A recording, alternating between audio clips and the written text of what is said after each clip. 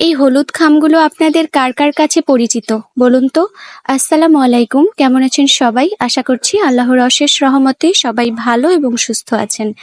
আজকে আমি 20 থেকে 30 বছর আগের খুবই প্রয়োজনীয় কিছু জিনিস দেখাবো।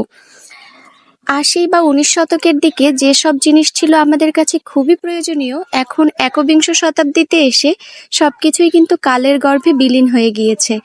এখনকার জেনারেশনের যে ছেলেমেয়েরা আছে তাদের কাছে এই যে চিঠি, এটা বড়ই অপরিচিত একটা জিনিস। কিন্তু আমরা যারা 19 শতকের আছি, আমরা দেখেছি যখন টেলিফোন আসেনি তখন কিন্তু এই চিঠির বেশ প্রচলন ছিল।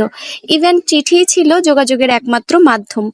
টেলিফোন আসার পরেও যে খুব একটা চিঠির চল কমে গিয়েছে তা কিন্তু না। চিঠির প্রচলন তখন অবধি ছিল যখন অবধি মোবাইল ফোনটা আসেনি।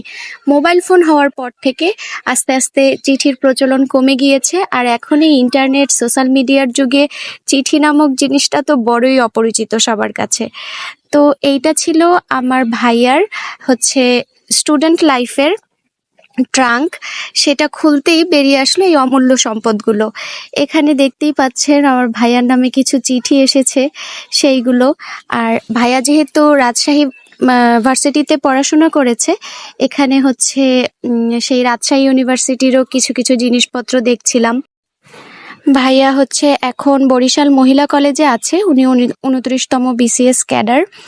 তো ভাইয়াকে হয়তো অনেকেই চিনবেন, বরিশালে ওয়ান্ডারফুল BCS ক্লাবের আমিনুর রহমান স্যার, অনেকের কাছেই এটা একটা পরিচিত নাম।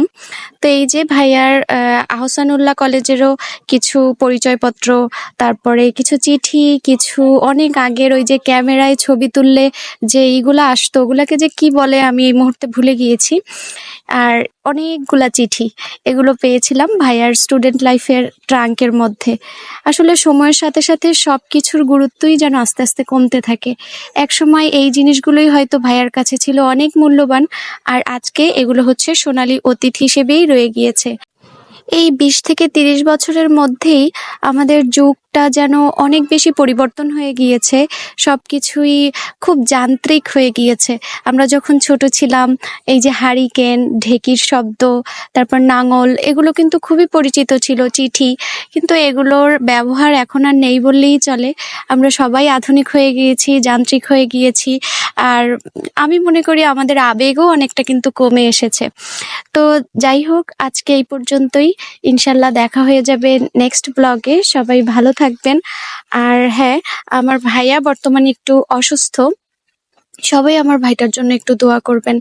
এখানে ভাইয়ার মেয়ে আনিশার প্রথম ছবি, আর এটা আমার ভাইয়ার বিয়ের ছবি। আপু কিন্তু অনেক সুন্দরী, কিন্তু দেখালাম না। তো সবাই ভালো থাকবেন, আল্লাহ হাফেজ।